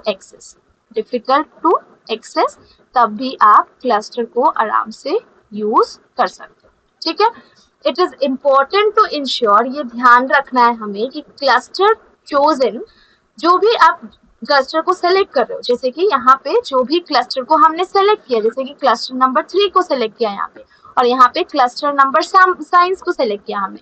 तो जो भी क्लस्टर को आप सेलेक्ट कर रहे हो ना, वो आपका ओवरऑल पॉपुलेशन को रिप्रेजेंट करना चाहिए, कोई बायसनेस नहीं होना चाहिए सैंपल में, क्योंकि अगर बायसनेस आएगा तो वो नॉन प्रोबेबिलिटी सैंपलिंग बन जाएगा। ठीक है, तो एनालिसिस कंसिडरेशन अच्छा से करना होता है, मतलब clustering may affect the analysis of data, statistical adjustment necessary करना है, जरूरी है, जिससे आपका क्लस्टर पे कोई असर ना पड़े। सिंप्लीफाई करता है सैम्पलिंग प्रोसेस को, और इसमें आपको कॉम्प्लेक्सिटी ऐड होता है, जिसके हेल्प से आप क्लस्टरिंग इफेक्ट पर चेंजेस देख सकते हो। क्लस्टर सैम्पलिंग जो होता है, ये पर्टिकुलरली तब यूजफुल होता है जब डेटा आपका अलग अलग जगह पे बटा हुआ हो, ज्योग्राफिकल लोकेशन से, या फिर जब आपको डिफिकल्ट हो समझना कि मैं किसको सेलेक्ट करूं, किसको सेलेक्ट नहीं करूं। जैसे कि अब मान लो ये वाला डायग्राम समझने की कोशिश करो, जो कि क्लस्टर को आपको बहुत अच्छा से समझाता है। ठीक है, इसमें ना बॉक्स को ध्यान से देखना, बॉक्स जो बनाए हुए है उसको ध्यान से देखना, क्योंकि बॉक्स अगर समझोगे तभी समझ में आएगा। जैसे कि देख सकते हो यहाँ पे कि ये हो गया आपका, पहले तो ये समझो कि ये पूरा, पहले हमारे पास ये पूरा एक पॉपुलेशन था। ठीक है, ये पूरा पॉपुलेशन था, मतलब ये पूरा बॉक्स नहीं हो कि ये पूरा का पूरा हमारा पॉपुलेशन था। अब उस पॉपुलेशन में से क्या किया रिसर्चर ने, एक क्लस्टर ये बना लिया, एक क्लस्टर ये बना लिया, एक क्लस्टर ये बना लिया। ठीक है, एक ये वाला, नेक्स्ट ये एंड ये समझ में आ रहा है, ये क्लस्टर्स बना लिया इन्होंने, रिसर्चर ने क्लस्टर्स बना लिया। ठीक है, अब क्लस्टर बनाने के बाद रिसर्चर ने क्या किया कि देखो ये एरो दिख रहा है, डायरेक्टली ये वाला क्लस्टर को सेलेक्ट कर लिया और ये वाला क्लस्टर को सेलेक्ट कर लिया, अपना सैंपल का हिस्सा बना लिया। ठीक है, तो दो क्लस्टर को इसने सेलेक्ट किया सो दैट ये दोनों पे स्टडी कर सके, और ये दोनों का दोनों इसके सैंपल बन गए, बाकी सबको छोड़ दिया। ठीक है, इनको इनको इनको छोड़ दिया, ठीक है। So that is only cluster, जहां पे हम पूरे ग्रुप को, पूरे क्लस्टर को एज इट इज अपना अपना रिसर्च का हिस्सा मान ले रहे हैं और उसको अपने ये सैंपल में ले लें, ठीक है। That is only cluster sampling. तो स्ट्रैटिफाइड में और क्लस्टर में आई बिलीव किसी को कोई दिक्कत नहीं होगा, अगर होता है तो आप कमेंट करके पूछ सकते हो। अब क्लस्टर का बेनिफिट क्या क्या हो सकता है, अब क्लस्टर को अगर आप फॉलो करोगे तो इजी होता है एप्लीकेशन के लिए। क्लस्टर सैम्पलिंग जो पर्टिकुलरली आपका एडवांटेजेस तब होता है जब आपको लार्ज ज्योग्राफिकल एरिया के साथ डील करना हो। आप इंस्टेड ऑफ हर एक इंडिविजुअल से, मतलब हर एक इंडिविजुअल को सेलेक्ट करने की जगह रिसर्चर जो है रैंडमली है किसी क्लस्टर को सेलेक्ट कर लेता है एंड उस पर्टिकुलर क्लस्टर पे स्टडी करता है जो पूरे ही इंडिविजुअल को शो करता है, मेकिंग इट इजियर और ज्यादा प्रैक्टिकल होता है तब जब आपके पास लार्ज स्केल स्टडी करने को हो, तब टाइम एफिशिएंट हो पाता है। जैसे कि आपने देखा हमने पूरे क्लस्टर को एज इट इज ले लिया, हर एक इंडिविजुअल से इंटरेक्शन करने की जगह हमने क्लस्टर को ले लिया, तो इससे क्या हुआ, आपका टाइम बच पाया, दूसरे सैम्पलिंग मेथड के अनुसार आपका टाइम ज्यादा बच पाया। आप जो है मींस एलिमिनेट कर पाए हर एक इंडिविजुअल से इंटरेक्शन को, ठीक है, जो कि आपका टाइम कंज्यूमिंग हो सकता था क्योंकि आपका पॉपुलेशन काफी लार्ज था। इसका कुछ डिसएडवांटेज भी है। प्राइमरी ड्रॉबैक इसका ये है कि कभी कभी जो होता है क्लस्टर सैम्पलिंग, ये आपको हमेशा सही रिप्रेजेंटेशन नहीं दे सकता है। जैसे कि मान लो यहाँ पे हमने साइंस वाले स्टूडेंट को सिलेक्ट किया, अब आप एक बात सोचो कि साइंस वाला क्या आर्ट्स का एक्सपीरियंस को शेयर कर सकता है, बिल्कुल नहीं। क्या वो कॉमर्स का एक्सपीरियंस को शेयर कर सकता है, बिल्कुल नहीं। तो इन सम केसेस, इन सम सिनेरियो कभी कभी ये ड्रॉबैक हो जाता है कि cluster sampling may not provide the good representation, पूरा पॉपुलेशन का रिप्रेजेंटेशन ना दे सके, जिसकी वजह से क्लस्टर जो है ज्यादा एक्यूरेटली प्रेजेंट नहीं करता है इंटायर पॉपुलेशन को।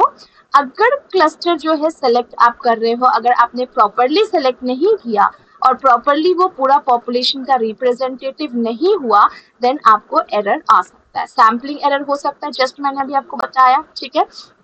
तो क्लस्टर सैम्पलिंग जो है ना, ये कभी कभी सैम्पलिंग एरर भी इंट्रोड्यूस करता है, जैसे कि इस वाले हिस्सा में आपका सैम्पलिंग एरर हो सकता है क्योंकि साइंस का बच्चा सिर्फ साइंस के बारे में बता सकता है, कॉमर्स या आर्ट्स का नहीं बता सकता, राइट। तो सैम्पलिंग एरर जब आपका हो सकता है क्लस्टर में, ठीक है, this can lead to biased estimate भी आ सकता है और इनकरेक्ट कंक्लूजन भी आप दे सकते हो। अब जैसे कि मान लो आपने जो सैम्पलिंग अपना सेलेक्ट कर लिया, अब तो आपको जल्दी रहेगा कि हाँ मैं अपना कंक्लूजन ड्रॉ करके दे दूं।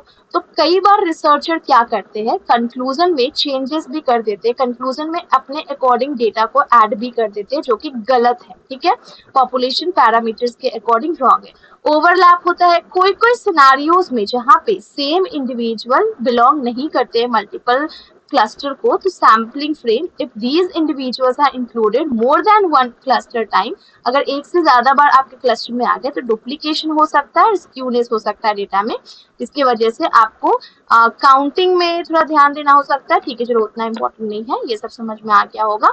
अब देखो स्ट्रैटिफाइड और क्लस्टर का बेसिक डिफरेंस समझ लो, ठीक है। स्ट्रैटिफाइड और क्लस्टर सैम्पलिंग का डिफरेंस को देख लेते हैं। जहां तक की बात है स्ट्रैटिफाइड का, तो स्ट्रैटिफाइड सैम्पलिंग पूरे पॉपुलेशन को डिवाइड करता है होमोजीनियस सेगमेंट में। क्लस्टर क्या करता है, क्लस्टर नेचुरली एक क्लस्टर बनाता है, ग्रुप बनाता है, ठीक है। स्ट्रैटिफाइड में से हम लोग रैंडमली सैंपल को सेलेक्ट करते हैं, हर एक स्ट्रैटम में से, मतलब हर एक ग्रुप में से हम एक एक पर्सन को सेलेक्ट करते हैं। बट क्लस्टर में क्या होता है, क्लस्टर में हम रैंडमली क्लस्टर को ही सेलेक्ट करते हैं, मतलब यहाँ पे क्या लिखा है, ईच स्ट्रैटम, मतलब हर एक स्ट्रैटम में से हम ग्रुप को सेलेक्ट कर रहे हैं, सॉरी, हर एक स्ट्रैटम, हर एक ग्रुप में से हम एक इंडिविजुअल को सेलेक्ट कर रहे हैं। बट क्लस्टर में क्या होता है, हम डायरेक्टली क्लस्टर को ही सेलेक्ट कर रहे हैं, सारे एक एक इंडिविजुअल को लेने के बजाय। इसमें इंडिविजुअल सिलेक्शन होता है, इसमें कलेक्टिवली सिलेक्शन होता है, जैसे कि कलेक्टिवली हम क्लस्टर को ही सेलेक्ट कर लेते हैं। ये आपका विद इन ग्रुप होता है, ग्रुप में से हम लेते हैं, बट ये आपका बिटवीन ग्रुप होता है, क्योंकि ऐसे ग्रुप बन गया, अब ग्रुप के बिटवीन में से मैंने मान लो किसी एक को ले लिया तो ये सेलेक्ट हो गया। और इसमें क्या होता है, विद इन ग्रुप मतलब इसमें से एक आ गया, इसमें से एक आ गया, इसमें से एक आ गया, ठीक है। इम्पोज्ड बाय रिसर्चर, ये नेचुरली अकरिंग होता है, इसमें प्रिसीजन और रिप्रेजेंटेशन होता है, इसमें कॉस्ट कम लगता है और एफिशिएंसी इम्प्रूव करता है, ठीक है। अब जैसे कि ये एग्जाम्पल देख सकते हो, ये वाला भी अच्छा है समझने को। अब जैसे कि स्ट्रैटिफाइड और सैम्पलिंग के बारे में समझो, तो अगर मैं बात करूं स्ट्रैटिफाइड सैम्पलिंग का, तो स्ट्रैटिफाइड सैम्पलिंग ये वाला समझ लेते हैं, ये स्ट्रैटिफाइड का हो गया और ये क्लस्टर का हो गया, ठीक है, ये क्लस्टर का हो गया एंड बीच में देयर इज अ लाइन, ठीक है, लाइन, ठीक है। अब देखो स्ट्रैटिफाइड में क्या हो रहा है, आप देख सकते हो कि पहले हमने होमोजीनियस रेडी किया डेटा, होमोजीनियस डेटा रेडी किया मतलब सेम डेटा रेडी किया, उसके बाद हम सभी ग्रुप में से इसको लिए, इसको लिए, इसको लिए, इसको लिए, फिर यहाँ से इन दोनों को लिए, यहाँ से इन दोनों को लिए, तीनों को, ये दोनों को और यहाँ से ये तीनों को लिए। तो उसके बाद जब सभी को, आप मान लो ये सारे बॉल्स को आप एक बकेट में रखोगे, आपने जिस जिस बॉल्स को यहाँ से सेलेक्ट किया है, ठीक है, आप मान लो ये बॉक्स में से ये बॉल्स को आप सेलेक्ट कर रहे हो, अपना सैंपल का हिस्सा बना रहे हो।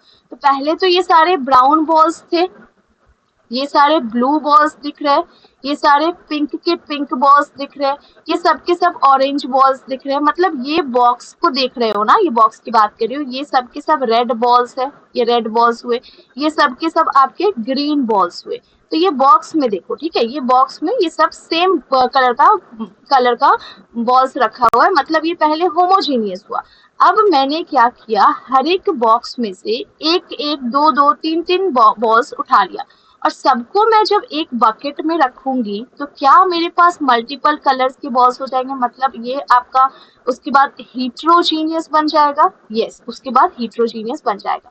दैट्स वाई यहाँ लिखा है होमोजीनियस विद इन, एंड जब हम अपना सैंपल सेलेक्ट कर लेते हैं उसके बाद ये हीट्रोजीनियस आउटसाइड हो जाता है, ठीक है। अब जैसे कि यहाँ पे देखो क्लस्टर, पहले ही पूरा हीट्रोजीनियस डेटा है, पहले ही हीट्रोजीनियस है, कैसे हीट्रोजीनियस है, देखो एक बकेट में, एक बॉक्स में ब्राउन कलर भी है, ऑरेंज भी है, ब्लू भी है, pink blue, blue pink, blue black blue, ठीक है, पिंक ब्लू सब कलर, यहाँ पे भी देख सकते हो इस बॉक्स में भी ब्लू ग्रीन ब्लू है ना, पिंक ग्रीन सब है, ठीक है, यहाँ पे भी देख सकते हो ये सब भी एक्चुअली कलर ही है, बट ये फिल नहीं किया ताकि आपको कंफ्यूजन ना हो।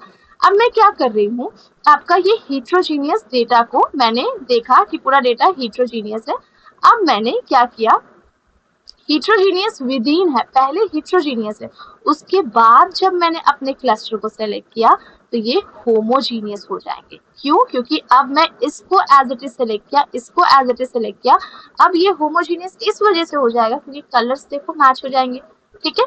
तो ये आपका इस वजह से क्लस्टर में लिखा है कि homogeneous outside, homogeneous outside but heterogeneous पहले, सैंपल से पहले हीट्रोजीनियस था, जब मैंने सैंपल सेलेक्ट कर लिया तब ये आपका होमोजीनियस हो गया, ठीक है। अब हम आ जाते हैं सिस्टमैटिक सैम्पलिंग पे, जो कि आपका एक प्रोबेबिलिटी सैम्पलिंग में ही आएगा, ठीक है। सिस्टमैटिक सैम्पलिंग में क्या हो रहा है, हम एक सिस्टम को फॉलो कर रहे हैं, जैसे कि मैंने डिसाइड किया कि मेरे पास क्लास में 100 स्टूडेंट है और 100 स्टूडेंट में से हर वो बच्चा जो 9th पोजीशन पे आ रहा है वो मेरा सैंपल का हिस्सा बन जाएगा।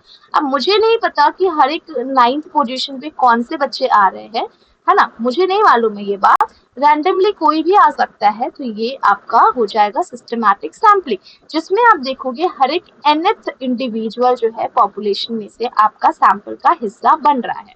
जैसे कि आपने डिसाइड किया हर एक थर्ड पर्सन को आप सेलेक्ट करोगे अपने क्लास में से, हर एक थर्ड पर्सन को अपना सैंपल का हिस्सा बनाओगे।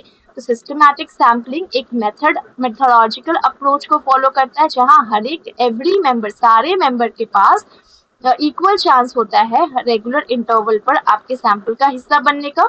ये भी आपका एक प्रोबेबिलिटी सैम्पलिंग ही है, जो ये इंश्योर करता है कि हर एक मेंबर के पास इक्वल अपॉर्चुनिटी हो सिलेक्शन का।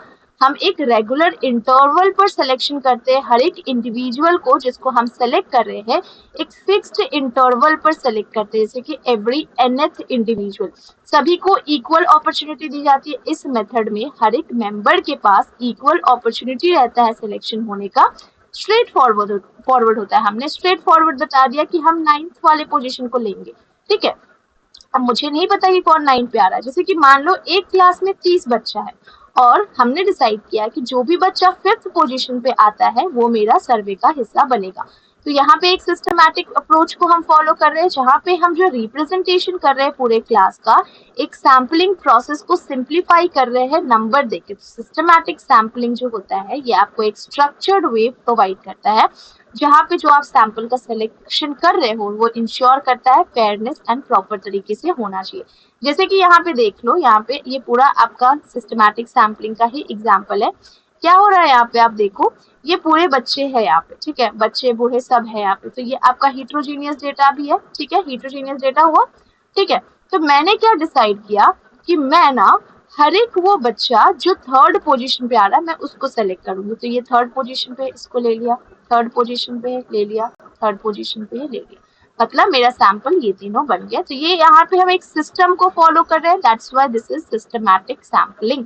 सिस्टमैटिक सैम्पलिंग, जैसे यहाँ पे डिसाइड किया मैंने कि हर एक सेकेंड पर्सन को मैं लेने वाली हूँ। सेकेंड पर्सन आ जाओ, सेकेंड पर्सन आ जाओ, आप भी सेकेंड हो आ जाओ, आप भी हो आ जाओ, आप भी हो आ जाओ। तो ये हम यहाँ पे एक सिस्टम को फॉलो करते हुए अपना सैंपल का क्रिएशन कर रहे हैं। अब मल्टी स्टेज सैम्पलिंग क्या होता है देख लो। मल्टी स्टेज सैम्पलिंग, यहाँ पे भी जो हम सैंपल को सेलेक्ट कर रहे हैं ना वो मल्टीपल स्टेजेस में करते हैं जब तक हमारा फाइनल सैंपल रेडी ना हो जाए। ये मेथड तब आपका यूजफुल होता है जब आपका पॉपुलेशन इज वेरी लार्ज, ठीक है। सैंपल को सबसे पहले हम सेलेक्ट करते हैं स्टेजेस में। हर एक स्टेज रिप्रेजेंट करता है subset of population and progressively ये स्मॉलर होते जाता है धीरे धीरे रैंडमली सेलेक्ट करते करते। जैसे कि मान लो मल्टी स्टेज का बहुत ही बेस्ट एग्जांपल मुझे एक आता है। मल्टी स्टेज सैम्पलिंग का बेस्ट एग्जांपल ये है कि एमकॉम सभी बच्चे देते हैं, ठीक है। एमकॉम देने के बाद कुछ स्टूडेंट है जो कि डिसाइड कर पाते हैं कि नेट जेआरएफ की प्रिपरेशन करेंगे। जैसे कि मान लो आपका कॉलेज में 100 बच्चा एमकॉम का प्रिपरेशन किया, एग्जाम दिया, 100 में से मान लो 50 ने डिसाइड किया कि वो नेट जेआरएफ के लिए अपीयर करेगा। 50 में से मान लो 20 बच्चों का ही सिलेक्शन हो पाता है नेट के लिए, नेट के लिए। अब 20 में से मान लो सिर्फ और सिर्फ 7 बच्चों का ही, 20 में से क्या होता है, 20 में से कुछ बच्चों का ही जेआरएफ हो पाएगा। नेट में से आपका कुछ बच्चों का जेआरएफ हो जाएगा, जैसे कि 7 बच्चे का जेआरएफ हो जाएगा। जेआरएफ होने के बाद भी कुछ ही बच्चे हैं जो इंटरव्यू क्रैक कर पाएंगे, राइट। जैसे कि मान लो 3 बच्चे इंटरव्यू क्रैक कर पाए। इंटरव्यू क्रैक करने के बाद भी कुछ ही बच्चे हैं जो कि टॉप कॉलेजेस में पढ़ा पाएंगे प्रोफेसर की, जिनको जॉब लग पाएगी, जैसे कि 2 बच्चा हुआ या 1 बच्चा हुआ। तो कैन यू सी कि यहाँ पे कितना स्टेजेस बन गया। Stage number 1, stage number 2, stage number 3, stage number 4, stage number 5, stage number 6, 6 stage बना। तो क्या हम इसको मल्टी स्टेज का नाम सही दे रहे हैं? बिल्कुल दे रहे हैं। पहले आपके पास 100 बच्चे थे, फिर 50 हो गए, फिर 20 हो गए, फिर 7 हो गए, फिर 5, फिर 2। मतलब क्या यहाँ पे जो सैंपल साइज है ये धीरे धीरे रिड्यूस हो रहा है? बिल्कुल रिड्यूस हो रहा है, ठीक है। तो यहाँ पे आप देखोगे ये आपका प्रोग्रेसिव सिलेक्शन होता है। सैंपल प्रोसेस जो होता है इसमें, that is progressive in nature, that is आपका प्रोग्रेसिव इन नेचर, वही यहाँ पे लिखा हुआ है, ठीक है। Sampling process moves through stages, stages के स्टेजेस बाय स्टेजेस ये जा रहा है। देखो एमकॉम, नेट जेआरएफ, फिर नेट, फिर जेआरएफ, फिर कुछ इंटरव्यू, फिर कुछ में से ही आपके टॉप कॉलेज के प्रोफेसर बन पाते हैं, ठीक है। तो randomly select at each stage. Samples are selected at multiple stage. Only final sample is studied or analyzed. अब इसमें से जो फाइनल जो टॉप कॉलेज में पहुंच पाए हैं सिर्फ इसी पे हम अपनी स्टडी करेंगे। तो यही आपका मल्टी स्टेज सैम्पलिंग होता है। By breaking the sampling process into stages, multi-stage sampling help करता है आपको complexity reduce करने में और large population का। पहले कितना population था? 100, पूरा 100 population, 100 से आपने कितना किया? 2 population किया। तो मल्टी स्टेज सैम्पलिंग आपका एक स्ट्रक्चर्ड अप्रोच को फॉलो करता है, सैम्पलिंग लार्ज पॉपुलेशन, जो अलाउ करता है रिसर्चर को कि वो एफिशिएंटली ऑब्टेन कर सके रिप्रेजेंटेटिव सैंपल स्टडी करने के लिए, एनालिसिस करने के लिए। जैसे यहाँ पे अगर आप देखोगे तो यहाँ पे आपका मल्टी स्टेज सैम्पलिंग का भी एग्जाम्पल अच्छा दिया हुआ है। पहले क्या था एग्जाम्पल, जैसे मान लो कि हम बात करते हैं कॉम्पिटिटिव एग्जाम का, पूरा country, India is my countries, all Indians are my brother and sister, right. तो India is my country, all Indians are my brothers and sisters. तो इंडिया में कितना पॉपुलेशन है, मल्टीपल, है ना। तो अब उसमें से हमने स्टेट में बाइफर्केट, स्टेट में डिवीजन किया। तो ये फर्स्ट स्टेज हो गया। सेकेंड हमने किया सिटी के बेसिस पे, थर्ड हमने किया कॉलेज के बेसिस पे, फिर कॉलेज में भी हमने क्या किया यहाँ पे, फिर आगे देखो हमने स्टूडेंट्स को क्लासेस के बेसिस पे कर लिया। क्लासेस के बेसिस पे करने के बाद भी लास्ट में मेरे पास सिर्फ 3 ही हर क्लास से सैंपल आ रहा है। तो क्या यहाँ पे भी हम लोग मल्टी स्टेज सैम्पलिंग को फॉलो करें? यस, धीरे धीरे कितना रिड्यूस होके, राइट। तो यही आपका मल्टी स्टेज सैम्पलिंग होता है। तो सिंपल यहाँ पे डायग्राम दिया है, डायग्राम के हेल्प से लास्ट पर एक बार कंक्लूजन देख लेते हैं जिसको आपको समझने में इजी हो जाएगा, ठीक है। तो जैसे कि यहाँ पे देखोगे सिंपल रैंडम सैम्पलिंग जो होता है, सिंपल रैंडम सैम्पलिंग, मेरा ये पूरा का पूरा पॉपुलेशन है, ये पूरा पॉपुलेशन में से इसको ले लिया, इसको सेलेक्ट कर लिया, इसको रैंडमली मैंने किसी को भी ले लिया, तो वो सिंपल रैंडम सैम्पलिंग होता है। सिस्टमैटिक सैम्पलिंग में ये पूरा मेरा पॉपुलेशन है, मैंने डिसाइड किया कि what I am going to do, मैं हर एक 2 बच्चे को छोड़ के जो तीसरे नंबर पे बच्चे आएगा उसको मैं लूंगी। तो इसको लिया, 2 बच्चे को छोड़ दिया, फिर इसको ले लिया, फिर 2 को छोड़ा, फिर इसको ले लिया, फिर 2 को छोड़ा, इसको ले लिया, 2 को छोड़ा, इसको ले लिया, ठीक है। तो ये एक सिस्टम को फॉलो कर रही हूँ मैं, तो ये आपका सिस्टमैटिक हो जाता है। ये इरेज इस वजह से कर रही हूँ सो दैट आपको डायग्राम देख के समझ में आए। स्ट्रैटिफाइड में मैं क्या कर रही हूँ, सबसे पहले मेरे पास ये पूरा पॉपुलेशन था, इस पूरे पॉपुलेशन को मैंने स्ट्रैटा में डिवाइड किया, उसके बाद हर एक स्ट्रैटा से एक एक इंडिविजुअल को ले लिया, ठीक है, एक इंडिविजुअल, 2 इंडिविजुअल, जो भी ले लिया। क्लस्टर में क्या है, ये पूरा पॉपुलेशन का मैंने पहले क्या बनाया, क्लस्टर बनाया। This is cluster 1, this is cluster 2, this is cluster 3, cluster 4 and cluster 5। उसके बाद व्हाट आई एम डूइंग, मैंने क्या डिसाइड किया कि ये पूरा क्लस्टर को एज इट इज ले लेने का है, ठीक है, that is the cluster sampling, ठीक है। वो क्या हो जाता है, आपका क्लस्टर सैम्पलिंग हो जाता है। अब देखना इसमें हल्का हल्का पेन से बनाया हुआ है, ठीक है, इसमें डार्क करके आपको समझा रही थी, क्लास को दोबारा से देखोगे तो समझ जाएगा। तो प्रोबेबिलिटी का क्या क्या सिनारियो होता है देख लो एक बार। प्रोबेबिलिटी सैम्पलिंग जो है आपको बायसनेस रिमूव करने में हेल्प करता है। प्रोबेबिलिटी सैम्पलिंग मेथड जो है इस प्रकार से डिजाइन किया गया जिससे आप मिनिमाइज कर सको बायसनेस को और एक प्रॉपर डिसीजन ले सको। बायसनेस रिडक्शन में आपको हेल्प करता है। मेन कंसर्न इसका बायसनेस को रिमूव करना ही होता है। ये ध्यान रखता है कि हर एक मेंबर के पास, जो भी आपके पॉपुलेशन में जितने भी मेंबर्स के है, सभी के पास इक्वल चांस है आपका पॉपुलेशन, आपका सैंपल का हिस्सा बनने का। प्रोबेबिलिटी सैम्पलिंग जो है ये आपको बायसनेस रिड्यूस करने में हेल्प करता है। डाइवर्स पॉपुलेशन, प्रोबेबिलिटी सैम्पलिंग जो है पर्टिकुलरली यूजफुल तब होता है जब हमारे पास पॉपुलेशन काफी लार्ज हो। ये इंश्योर करता है कि हर एक मेंबर के पास इक्वल चांस है पॉपुलेशन के पास हमारा सैंपल का हिस्सा बनने के लिए। कैरेक्टरिस्टिक को इग्नोर करते हुए क्रिएटिंग अ रिप्रेजेंटेटिव सैंपल जो पूरा पॉपुलेशन को शो करता है। एक्यूरेसी मतलब प्रोबेबिलिटी सैम्पलिंग मेथड जो है ये पूरा एक्यूरेट आपको रिस्पॉन्स देता है। ये मेथड आपको प्रोवाइड करता है कि आप प्रॉपर सिलेक्शन कर सको एंड जिसके हेल्प से आपका एक्यूरेट एंड रिलायबल रिजल्ट आ सके। तो ये प्रोबेबिलिटी हमारा कंप्लीट हुआ। इसका एडवांटेज प्रॉपर रिप्रेजेंटेटिव, ये ध्यान रखना कि सैंपल जो है ये पूरा रिफ्लेक्ट कर सके पॉपुलेशन को। स्टैटिस्टिकल इन्फरेंस होता है, रेड्यूस करता है बायसनेस को कम करता है, एफिशिएंसी और जनरेबिलिटी भी होती है, ठीक है। तो ये आपका नॉन प्रोबेबिलिटी यहाँ से स्टार्ट होता है, तो नॉन प्रोबेबिलिटी हम लोग कल से करेंगे। आई होप आपको सेशन अच्छा लगा हो एंड आपने सेशन को एंजॉय किया हो, ठीक है। अभी क्लास को खत्म करते हैं क्योंकि मेरा सिस्टम का भी बैटरी डाउन हो गया, ठीक है।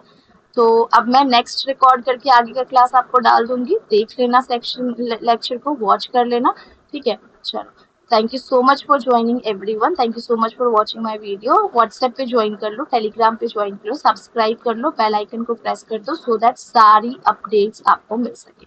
Thanks a lot, thank you so much once again. And मैं इसको अपलोड करती, कहीं भी डाउट होता है कमेंट करो, आप पूछो, मैं डेफिनेटली रिस्पॉन्स करूंगी। Okay, thank you so much.